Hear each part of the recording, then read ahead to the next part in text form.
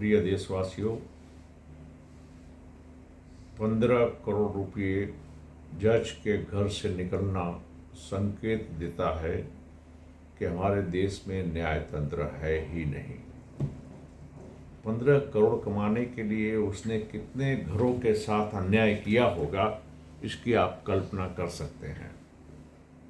ये तो एक जज की कहानी है, एक चीफ जस्टिस, सुप्रीम कोर्ट के चीफ जस्टिस, हाई कोर्ट के चीफ जस्टिस, डिस्ट्रिक्ट कोर्ट के chief justice, city civil court के chief justice, small cause court के चीफ जस्टिस। अगर आप सभी जजों के बारे में सोचें तो कितने बड़े पैमाने में हमारे देश में भ्रष्टाचार न्यायतंत्र में ही हो रहा है। और एक छोटा सा सबूत है कि जिस देश के अंदर 5 करोड़ केस फैसला ना होता हो, इस देश में हम इसको न्यायतंत्र कैसे कर सकते हैं। अब जनता का कर्तव्य है आगे आए, बाहर निकले और इसके लिए लड़ने की तैयारी करें। बिना आंदोलन के हमारे देश में न्यायतंत्र में सुधार होगा नहीं, और जब तक न्यायतंत्र में सुधार होगा नहीं तब तक आप कितना भी पैसा कमा लो सब व्यर्थ है, कितने पे बंगले बना लो सब व्यर्थ है। गलत करने वालों को किसी प्रकार का डर नहीं। मैं आपको उदाहरण अपना देता हूं कि इस देश का न्यायतंत्र कितना गलत है। मैं एक सोसाइटी में रहता था, रीडेवलपमेंट में गया, डेवलपमेंट एग्रीमेंट बनाया। एग्रीमेंट बना के लिखा था कि वो 42 महीनों के अंदर including extension period, grace period, delivery देगा। 2015 में रजिस्टर्ड हुआ, 16 में आईओडी आई, दुकानदार को 18 महीना में देने का बात हुआ। आईओडी आने के बाद भी 2018 तक कुछ काम ही नहीं हुआ।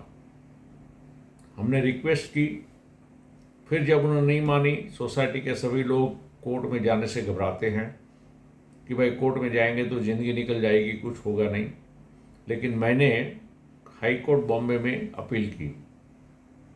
जब मैंने अपील की तब उसने दूसरी आईओडी लाई।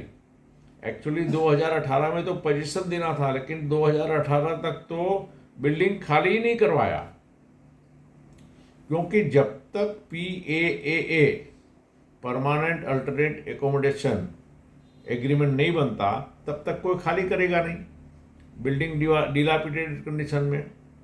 अब बताइए कि जब मैंने केस किया, हियरिंग हुई, एक बार जज ने उसको ये नहीं पूछा कि तुमने जब 2015 में रजिस्टर बनाया, 18 में देना था, तो तुमने आज तक काम क्यों नहीं किया।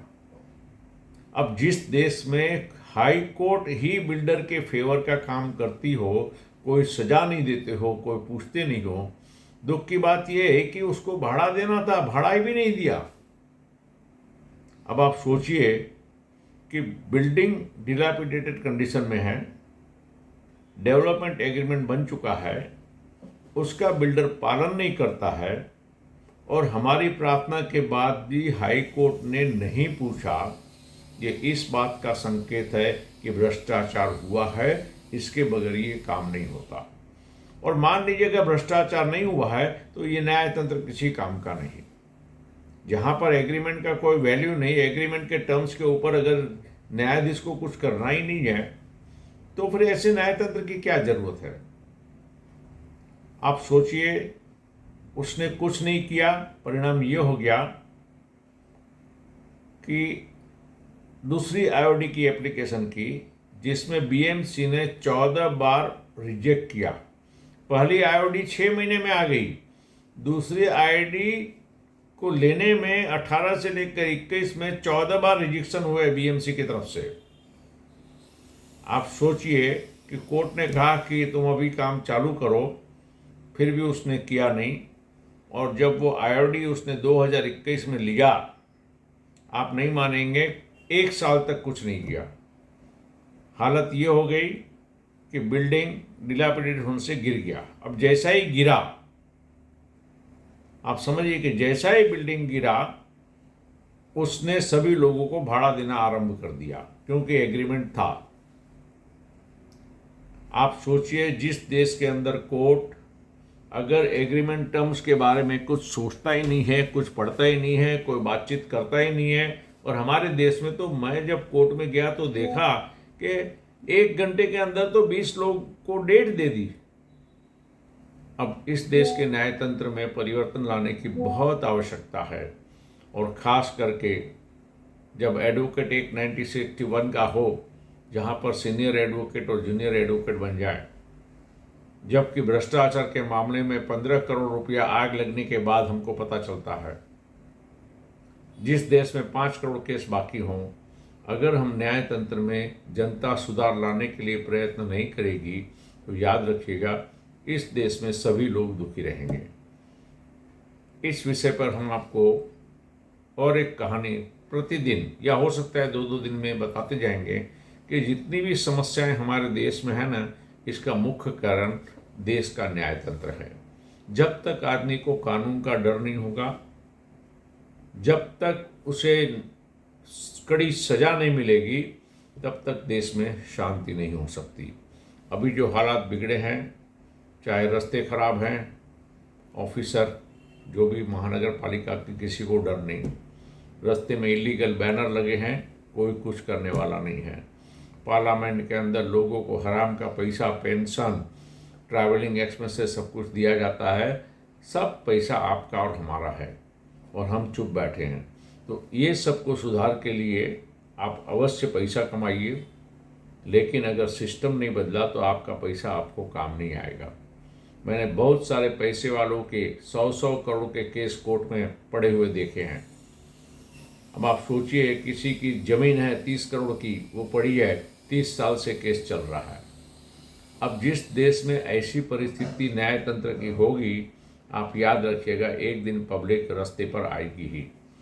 रास्ते पे आके इससे बेटर यह है कि हम सब मिलकर न्यायतंत्र में सुधार के लिए आगे बढ़ें, और मुझे पूरा विश्वास है कि हम सब जब एक हो जाएंगे तो परिवर्तन अवश्य आएगा। आपकी जानकारी के लिए एक संस्था है सोसाइटी फॉर फास्ट जस्टिस, उसका अभी मैं प्रेसिडेंट हूँ। न्यायतंत्र सुधार में हम कोशिश कर रहे हैं, और इसी विषय पर आने वाले दिनों में एक मीटिंग बुलाएंगे, जिसमें न्यायतंत्र से परेशान लोगों का यह मीटिंग होगा। जिनको बिल्डरों ने परेशान किया है, जिसको न्यायतंत्र ने परेशान किया है, ऐसे सारे किस्सों को लेकर हम सब मिलकर न्यायतंत्र में अपील करेंगे।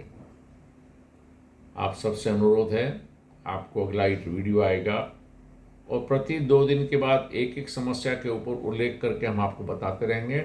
और मुझे पूरा विश्वास है आपका साथ मिलेगा, तो न्यायतंत्र में जो हमें परिवर्तन चाहिए हम वो कर पाएंगे।